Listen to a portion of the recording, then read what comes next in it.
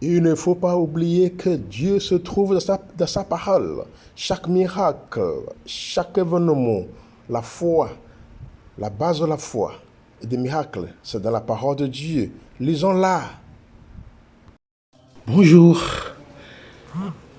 Prions. Dieu notre Père, nous te remercions en ce moment, nous sommes ensemble. Merci beaucoup pour l'audience que tu me donnes toujours. Merci beaucoup pour leur attention. Merci beaucoup pour leur foi. Surtout leur foi en toi. Malgré les difficultés qui se passent dans leur vie, ils sont toujours fidèles à toi. Ils s'accrochent à la foi. Ils s'auto-affirment de leur foi, dans leur foi. Seigneur, merci pour le don de foi que tu as donné à ton peuple. Merci beaucoup pour leur famille, leur boulot, leur projet de vie, leurs rêves. Merci beaucoup pour le bien-être de leur destin que tu es en train de les accompagner à pouvoir arriver à les réaliser petit à petit avec la persévérance et la prière et dans la patience. Seigneur, merci beaucoup, merci pour tout. Donne-leur, Seigneur, la grâce de déblocage professionnel, financier, sanitaire, pour tous ceux qui sont malades, d'une manière ou d'une autre, matrimonial pour ceux qui cherchent d'enfants, ou pour ceux qui cherchent de se marier plutôt, maternel pour ceux qui cherchent d'enfants et paternel pour ceux qui cherchent d'enfants toujours, hommes-femmes, des esprits mauvais, de bonheur et de chance, de les arbres généalogiques, ceux qui travaillent, ça ne va pas, ceux qui fréquentent, après avoir terminé les études, que ça ne va pas, ceux qui ne peuvent pas tenir l'argent en main pour commencer quelque chose, comme affaire, commerce. Tous ceux qui ont des trous dans leur vie, des trous spirituels, qui fait que peut-être s'ils sont appelés pour travailler, s'ils commencent d'un jour à l'autre, ils laissent le travail, ils quittent le travail, alors que ils sont dans les besoins. Ils devraient travailler pour nourrir les familles, ils devraient travailler pour s'occuper de leur vie. Mais ils laissent le travail. Ils changent de boulot d'ici là, de boulot en boulot, sans être stable. Tous ceux qui travaillent, mais on ne les paye pas. Ils travaillent beaucoup d'ici là, dans les agences. Le salaire ne vient pas. Le salaire ne vient pas tel qu'il faudrait. Seigneur, donne le déblocage nécessaire.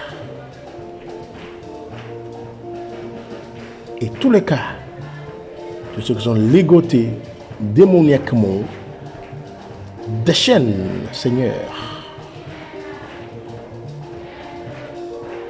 Délie, Seigneur, toute cette chaîne-là, pour qu'ils puissent être sauvés. Que cette bénédiction passe par la croix du Christ, au calvaire, par son sang dernier, son eau précieuse, de jaillir sur eux, pour les purifier, sanctifier, exorciser,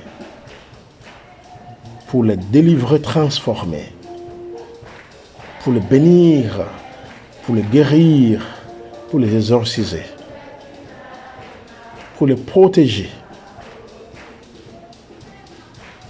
de tout mal, pour les régler, pour les récupérer, afin qu'ils puissent récupérer tout ce qu'ils ont perdu, afin qu'ils puissent restaurer, la restauration, restaurer tout ce qui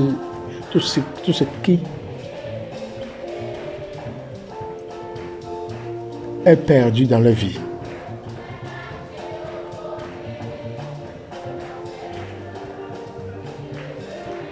pour leur ouvrir les yeux, les oreilles, le cœur spirituel. Seigneur, merci. Merci pour leur vie. Continue par les bénir. Continue par les bénir, Seigneur. Nous te demandons cela par Jésus le Christ, notre Seigneur, notre Dieu qui vit et règne avec toi maintenant et pour les siècles des siècles. Amen. Bienvenue encore dans notre séance. Si vous êtes premier ici, il ne faut pas oublier de vous abonner. Il ne faut pas oublier de continuer par liker la vidéo, pas aimer la vidéo, partager et commenter, c'est possible. Si vous voulez qu'on parle d'un terme possible, vous pouvez proposer. Il faut partager cela. Merci beaucoup.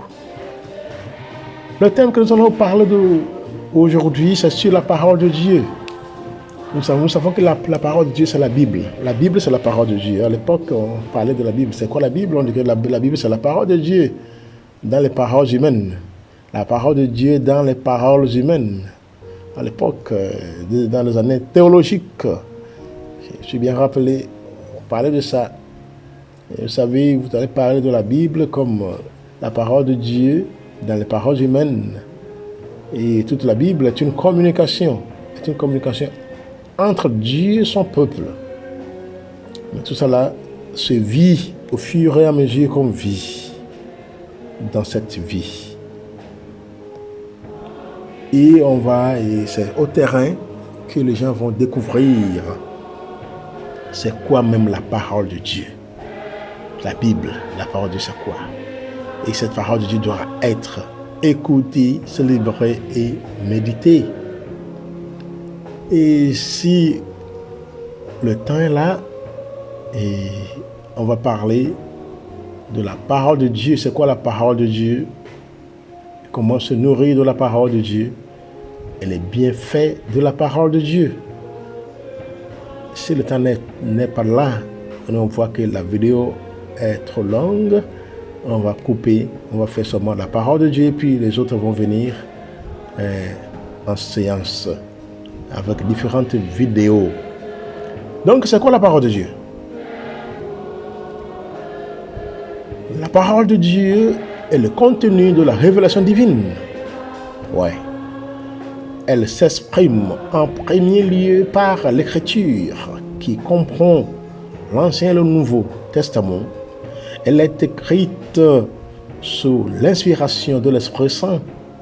Il ne s'agit pas seulement d'une histoire, d'un texte, mais de quelqu'un. La parole de Dieu, c'est Jésus-Christ, Verbe incarné. Cette parole est un chemin de vie sur lequel Dieu vient à la rencontre de l'homme pour lui permettre de le suivre. La parole de Dieu est la référence fondamentale pour la foi et la vie des chrétiens. On peut voir même dans l'Église catholique le document conciliaire de Verbum, Dei Verbum, est dans cette même dynamique. La parole de Dieu est la révélation de Dieu, l'initiative de Dieu s'adressant aux hommes comme à des amis. Sa visée première n'est pas d'établir des vérités inaccessibles à la seule raison, mais de rendre l'homme participant à la nature divine. C'est ça. Dieu est là, Dieu parle à l'homme. Il faut que l'homme réponde à Dieu. C'est ça. Si nous sommes créés en son image, si nous sommes la création de Dieu, nous sommes des créatures de Dieu. Il nous a créé à son image. C'est son esprit qui est en nous. Comme lui-même est esprit, c'est cet esprit-là qui nous anime. Si cet esprit nous quitte, on dit que ils sont morts. Ils sont morts. Il n'est plus. C'est ça. Donc Dieu chemine avec son peuple chaque moment. C'est à nous maintenant d'essayer de nous laisser, de nous livrer et nous ouvrir au Seigneur pour qu'il puisse pénétrer en notre vie, dans notre vie, pour nous aider à bien marcher, à cheminer dans ce monde. Si cette parole de Dieu s'effectue par des paroles et des actions,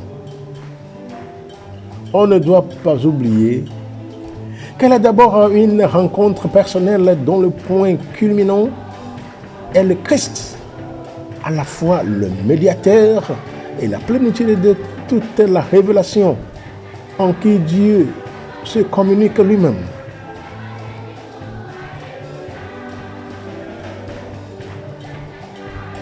Il ne faut pas oublier aussi que toute vie chrétienne est d'abord une écoute de la parole de Dieu.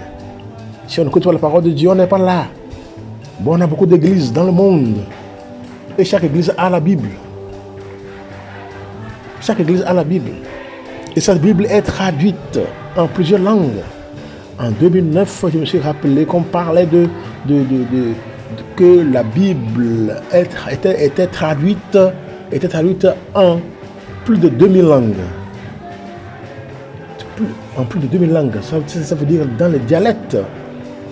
Quand on a beaucoup de dialectes dans le monde, en Afrique, en Europe, en Asie, en Occident, ainsi de suite.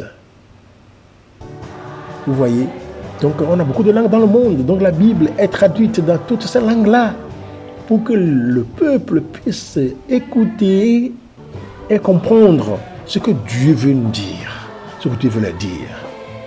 C'est plus centré. Quand on lit cela, on ressent l'esprit créateur. L'esprit créateur qui est là-dedans. L'esprit inspirateur. Donc la foi grandit à travers cette parole de Dieu. On n'est pas parlé de guérison, on n'est pas parlé de miracle. On n'a pas parlé de ce qui est miracle ou guérison, ou transformation de vie, ou purification, sanctification, ou déblocage de tout ce qui nous bloque au niveau spirituel, physique, social, culturel et dans toutes les dimensions, sans la parole de Dieu. Parce que tout pouvoir,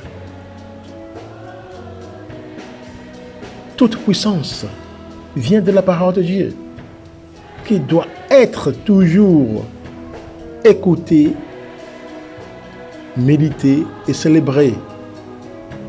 C'est ça. On ne peut rien faire en dehors de la parole de Dieu. Lorsqu'on parle de la foi chrétienne, ouais, on doit écouter cette parole. On doit la célébrer. On doit la méditer. Toujours. Parce que Dieu veut nous sauver toujours.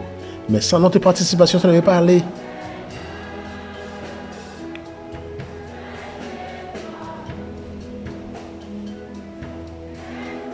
Vous voyez, donc la parole de Dieu est célébrée au quotidien, au cours de nos différentes célébrations. On a le culte de la parole de Dieu chez les protestants. On a la parole de Dieu célébrée tous les jours. Je vous dis que dans chaque seconde, quelque part dans le monde, puisqu'on a différentes heures. Nous sommes dans la journée matin ici, quelque part c'est déjà le soir. Quelque part c'est maintenant qu'ils vont, c'est à l'aube. Donc chacun avec, et tous ceux qui sont chrétiens, tous ceux qui sont les enfants illuminés, qui connaissent, qui veulent découvrir le Créateur et qui s'approprient de la parole de Dieu, ou bien qui prennent la parole de Dieu comme instrument inspirateur de leur vie. Chaque seconde dans le monde, la parole de Dieu est célébrée, est expliquée, disons, est lue, méditée, expliquée, est travaillée. C'est ça. Donc l'importance est là. il faut savoir que il n'y a pas de miracle. Il n'y a pas de miracle. Il n'y a pas de foi. Il n'y a pas la foi. Il n'y a pas de miracle. Il n'y a pas de guérison. Il n'y a rien de toutes ces choses-là en dehors de la parole de Dieu. C'est ça qu'il faut savoir. Donc si vous cherchez des miracles, il faut être quelqu'un qui aime. Quelqu'un qui aime la parole de Dieu, qui aime lire la parole de Dieu et la méditer et la célébrer. Aime l'écouter, aime lire, écouter, célébrer, méditer. Nos habitudes de célébration journalière de la parole peuvent facilement glisser dans une monotonie, un fait machinal et banal et une paresse qui ne mettent pas en valeur la profondeur de la parole de Dieu. Mais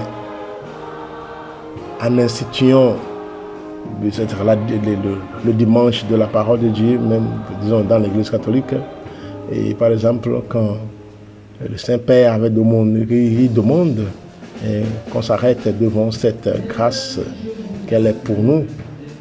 Oui. Il est dit aussi bien dans sa lettre apostolique, Aperuit Illis, qui traduit la haute portée de la parole de Dieu. Il les ouvrit, en référence de Luc chapitre 24 verset 47. Il a ouvert l'intelligence pour comprendre les Écritures. C'est Jésus, après sa résurrection, lorsque les disciples étaient sur le chemin d'Emmaüs, Jésus s'est apparu à eux pour, voilà, ils discutaient des choses, Jésus était là, voilà, il faisait route avec eux. C'est là à travers la catéchèse de Jésus à eux qu'ils ont découvert que voilà, Jésus leur ouvrit l'intelligence. Oui, leur ouvrit. En ce numéro 3 de la parole de Dieu indique à ceux qui se mettent à son écoute le chemin à suivre pour parvenir à une unité authentique et solide. Il faut savoir, il faut faire remarquer que il faut prendre conscience que le ralliement des chrétiens ne se vit pas en l'air, mais autour de la parole de Dieu. Il s'agit de l'unité entre les chrétiens. On doit s'unir aussi. Si on est chrétien et puis nous utilisons la même Bible, ça veut dire que nous avons le même Père. Tout le monde, tous les êtres et les non-êtres vivants ont un seul Père, le seul Créateur. On ne doit pas mettre de différence entre nous si on utilise la parole de Dieu.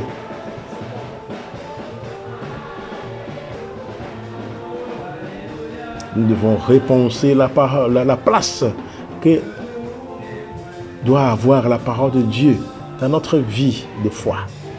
Quelle place est-ce que j'ai mis la parole de Dieu dans ma vie? Quelle place? Je dois créer une place pour la parole de Dieu dans ma vie.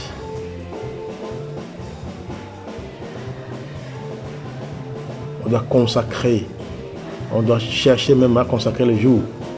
Quand même, et ceux qui sont catholiques, on sait qu'il y a des jours où nous sommes appelés à entièrement consacrer consacrer le moment entièrement à la parole de Dieu pour comprendre l'inépuisable richesse qui provient de ce dialogue constant de Dieu avec son peuple. Lorsqu'on se consacre, lorsqu'on consacre un jour, une journée ou bien un moment pour la parole de Dieu, on va voir la richesse qui provient de cette parole de Dieu, disons, la richesse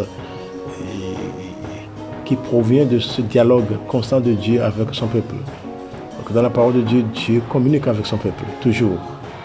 Et nous ne sommes pas en dehors de ça, si nous sommes des chrétiens. C'est une invitation très forte à écouter la parole de Dieu dans le sens complet de ce verbe, c'est-à-dire l'entendre, la lire, la célébrer, la méditer, c'est ça. Chacun de nous est ainsi appelé à trouver une richesse dans l'écoute et la méditation de cette parole.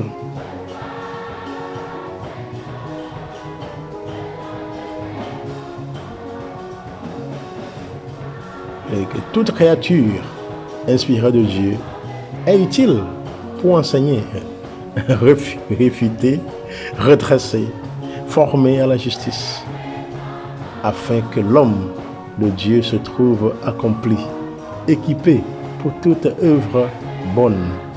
On doit toujours se laisser, vraiment, on doit se laisser donner le temps à la parole de Dieu pour transformer notre vie.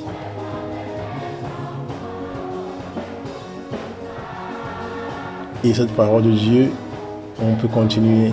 Quelle est la place que le chrétien doit accorder à la parole de Dieu dans sa vie? Quelle est la place? C'est la question qu'on peut se poser maintenant. Quelle est la place que vous, étant chrétien, chrétienne, devez accorder à la parole de Dieu dans votre vie? Quelle est cette place-là? Moi, je peux répondre que la place qui doit être accordée à la parole de Dieu dans ma vie est évidemment la place centrale. Et pour vous, c'est quelle place? Ça dépend de comment votre foi est, l'origine de votre foi, ce que vous cherchez dans cette vie. C'est ça qui va vous faire placer la parole de Dieu telle que vous voulez. Il faut recentraliser la parole de Dieu. Il faut recentraliser la foi. Il faut recentraliser Dieu dans votre vie. Dieu en toutes ces trois personnes. La Sainte Trinité. Dieu, oui. Le Père, le Fils et l'Esprit Saint. Notre place ne pourrait et ne saurait convenir à la parole de Dieu. Cette institution disons, par exemple, du dimanche de la parole de Dieu, chez nous, les catholiques, est tout simplement un point de départ et un appel pour que chacun de nous, un rappel pour que chacun de nous ne puisse pas laisser la parole de Dieu, ou bien la place de Dieu dans notre vie. Il faut fermer la place de Dieu dans notre vie. C'est la parole qui devrait être centralisée. La parole de Dieu doit être centralisée. Vous voyez. Et l'objectif, c'est quoi? Est de faire en sorte que la familiarité avec la parole de Dieu dans la vie quotidienne des communautés chrétiennes, dans la vie personnelle et familiale soit vraie et concrète. C'est ça. On ne doit pas banaliser et la parole de Dieu, non. C'est ça qui nous donne la puissance, l'encouragement pour vous aller de l'avant. Il faut aimer l'écriture avec la même intensité que nous retrouvons dans un passage du Deutéronome, Ces paroles que je te donne aujourd'hui resteront dans ton cœur. Tu les rediras à tes fils, tu les répéteras sans cesse, à la maison ou en voyage, que tu sois couché ou que tu sois levé, tu les attacheras à ton poignet comme un signe. Elles seront un bandeau sur ton front. Tu les inscriras à l'entrée de ta maison et aux portes de ta ville. C'est Deutéronome chapitre 6, verset 6 au 9. Donc la place centrale que doit occuper la parole de Dieu dans notre vie est la prise de conscience de l'importance de la Sainte Écriture pour notre vie de croyants à partir de sa résonance dans la liturgie qui nous place dans un dialogue vivant et permanent avec Dieu. Sans la parole de Dieu, nous n'avons plus de repères. Ça, c'est très nécessaire. C'est très nécessaire. Nous devons essayer de faire cela, de lier pensée, de lier méditer, célébrer la parole de Dieu dans notre vie, pour que l'Esprit de Dieu nous anime en tout temps, pour ne pas tomber même en tentation.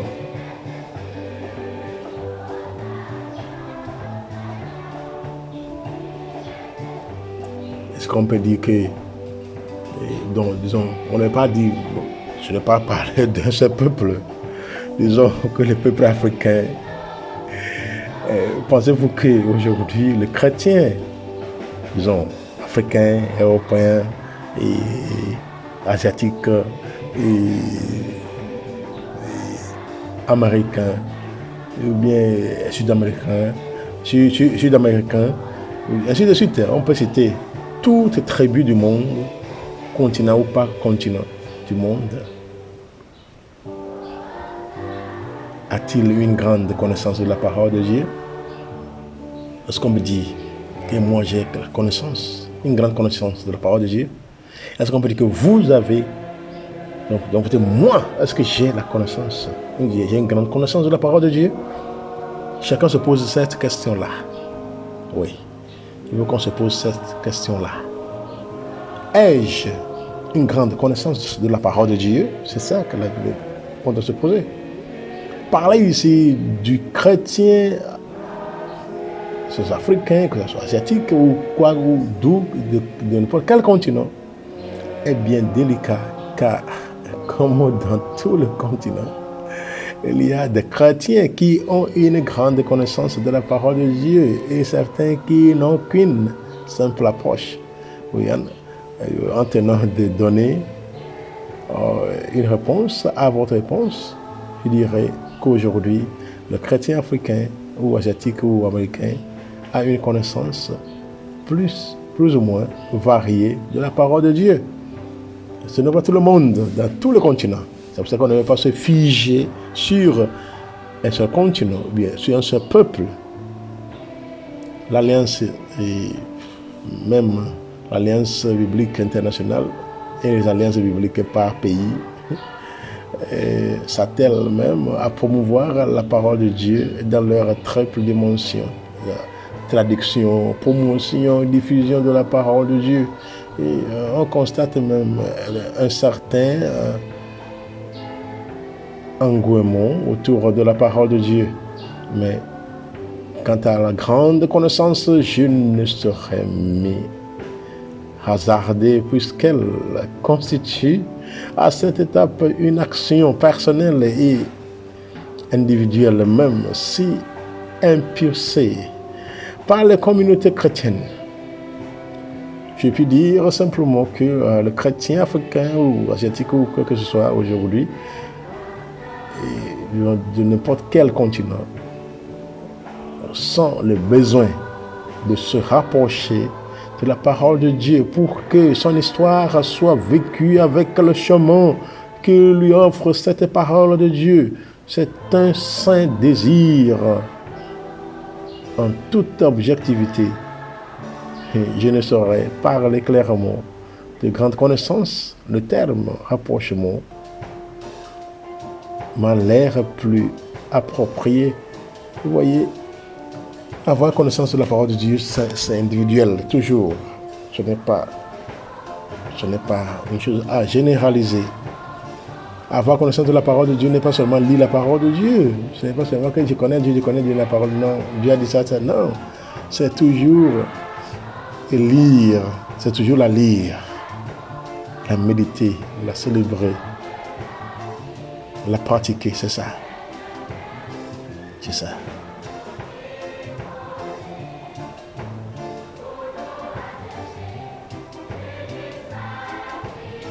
Et maintenant, quelles sont peut-être les méthodes ou bien les moyens pour pouvoir amener le chrétien à se familiariser avec la parole de Dieu? Est-ce qu'il y a des moyens? Est-ce qu'il y a des moments? Est-ce qu'il y a des choses qui puissent aider le chrétien à pouvoir se familiariser avec la parole de Dieu? Je pense que oui. On en a beaucoup. Je parlerai de cheminer avec la parole de Dieu car elle est une histoire voulue par Dieu qui intègre l'homme dans sa marche terrestre, comme voulu par la lettre apostolique aussi, non? Aperut Illis, dont nous avons parlé plus haut. Pour moi, il faut tout d'abord une catéchèse approfondie de la parole de Dieu, qui met en valeur l'essentiel lumière de la parole de Dieu dans la vie des chrétiens. Si cette catéchèse manque, les chrétiens verront toujours cette parole comme une entité lointaine qui ne saurait les concerner et les nourrir. Souvenons-nous du Christ ressuscité qui ouvrit l'esprit des apôtres à l'intelligence des saintes écritures. Vous voyez? Donc, c'est ça. Il faut ensuite mettre en valeur les documents relatifs à la parole de Dieu. Par exemple, si vous êtes catholique, donc Dei Verbum Domini et Aperut Illis, qui ont parlé de la parole de Dieu. C'est quoi la parole de Dieu? C'est ça.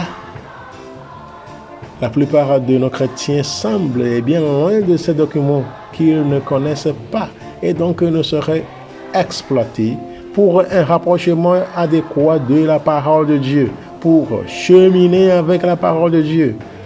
L'immersion des chrétiens dans ces documents ferait réjaillir l'envie d'explorer les trésors de Dieu contenus dans la parole de Dieu. Il faut également une formation biblique permanente avec des experts pour que les fidèles n'aient pas la parole de Dieu sans comprendre son utilité et sa valeur. On constate que plusieurs personnes ont leur Bible, mais ne cheminent pas avec elle comme il se doit, puisque leur compréhension et leur exploration les éloignent du cheminement que Dieu désire faire avec elle. Vous voyez? Et pour ceux qui sont pasteurs de l'église, pour ceux qui sont les agents pastoraux, ceux qui utilisent la parole de Dieu pour éclairer les gens, les autres, les pasteurs de l'église. Si on parle de pasteurs de l'église, bon, ça peut être les prêtres, et les prophètes, et tous ceux qui utilisent la parole de Dieu. Et préparer sérieusement les homélies, les partages de la parole de Dieu en incitant les fidèles chrétiens à voir dans la Bible le récit du mystère du salut, où la rencontre de Dieu avec les hommes culmine dans l'incarnation du Fils unique Jésus-Christ. Bon, si l'amour de la parole de Dieu manque chez les pasteurs, les prophètes, les prêtres et tous ceux qui utilisent la parole de Dieu pour enseigner, pour faire sur le plan du salut, c'est sûr qu'elle n'aura aucun effet sur les fidèles qui l'écoutent. Donc il faut autoriser et faciliter la vente aussi des Bibles dans nos boutiques, là où on fait les choses, là où on vend nos choses,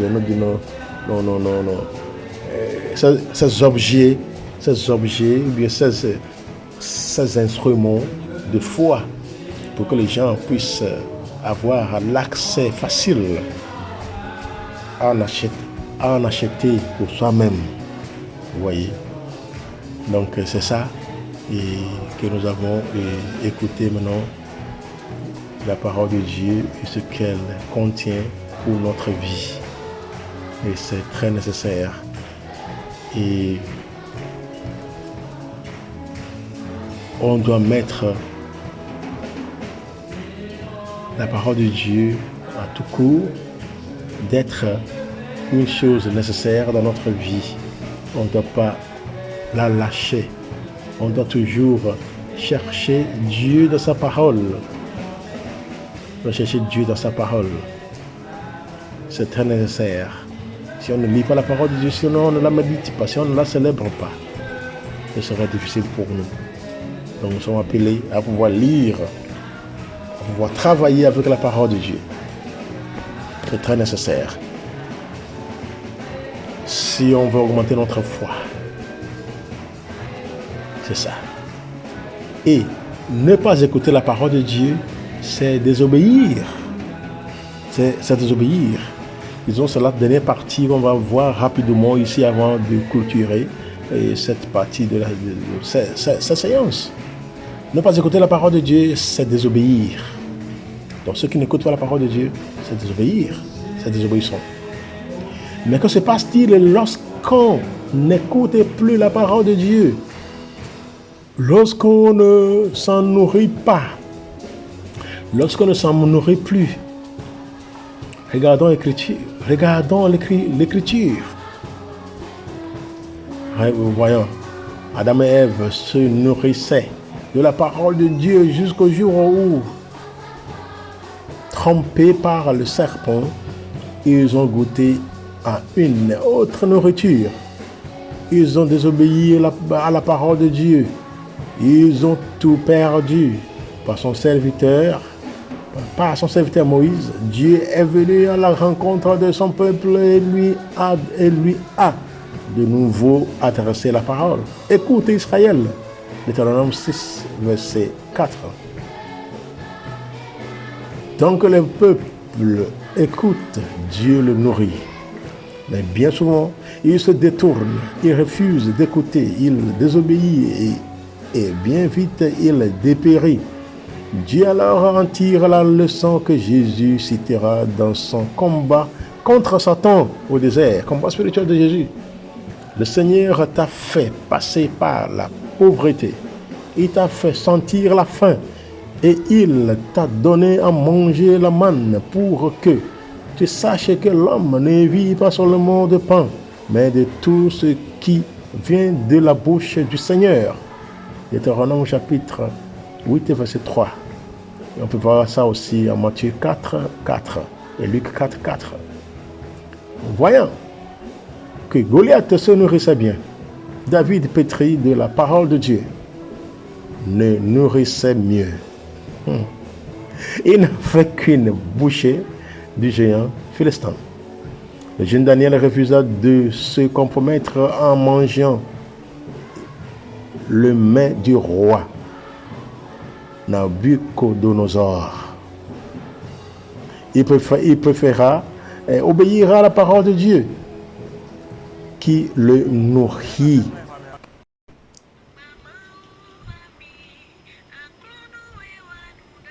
Il préféra obéir à la parole de Dieu qui le nourrit suffisamment au point qu'au bout de 10 jours, il avait plus belle mine et meilleure santé que tous les jeunes gens qui mangeaient des mains du roi.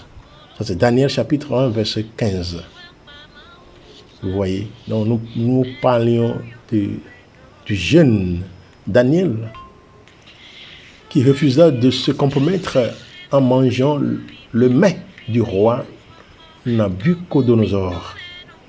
Vous voyez, qu'il a préféré d'obéir à la parole de Dieu. Dieu insistait par des images fortes sur la nécessité de se nourrir de sa parole. Fils de l'homme, écoute ce que je vais te dire. Mange ce rouleau. Puis va, parle à la maison d'Israël. Ézéchiel chapitre 2, verset 8 au 9. Va prendre le livre et dévore-le. Vous voyez, Apocalypse chapitre 10, verset 8 à 9. La parole doit être mangée, digérée, puis transmise à ceux vers qui le Seigneur envoie.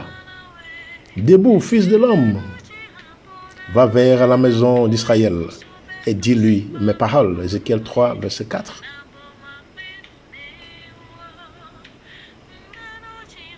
Il dit que voilà, j'écoute, je suis témoin, je suis envoyé. Oui, Dieu a rompu son silence, Dieu a parlé, Dieu nous aime, Jésus est sa parole. Jésus est la parole de Dieu. Jésus est la parole de Dieu, ce que Dieu a prononcé. Jésus est cette parole de Dieu. Dieu désire nous nourrir de sa parole. Et nous, par insouciance, par orgueil, par désobéissance, nous n'écoutons pas, nous refusons de nous laisser nourrir. Quel scandale! Comment en sortir? C'est ça. Nous ne pouvons pas aller de l'avant au niveau de la foi sans la parole de Dieu. Nous sommes appelés à toujours rester fidèles à cette parole de Dieu. Nous sommes appelés à rester toujours dans cette parole de Dieu. L'écoutons, la méditons, la célébrons, la partageons aussi. Parce qu'il ne suffit pas seulement de faire des exercices spirituels avec la parole de Dieu. Oui, on l'a écouté, on l'a célébré, on l'a écouté, on l'a médité, on l'a célébré. Il faut la partager aussi. Qu'est-ce que le Seigneur fait dans ma vie?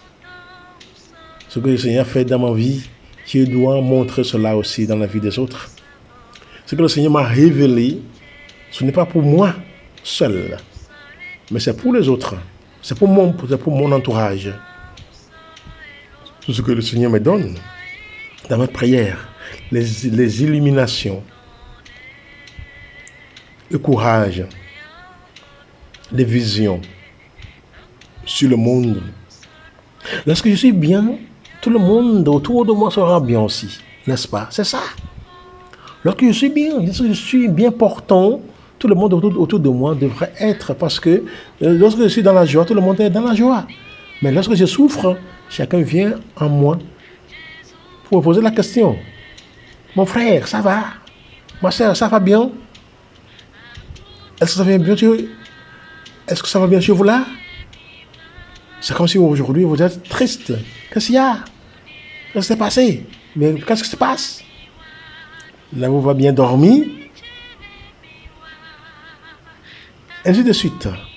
Donc, la parole de Dieu, c'est que nous recevons de la parole de Dieu, que nous recevons à travers la lection, à travers la lecture, l'écoute, la méditation, l'exercice de la parole de Dieu. Nous devons aussi les partager avec nos frères et sœurs. C'est de là que la foi continue par grandir. C'est de là que les gens savent que Dieu est là, Dieu est avec nous.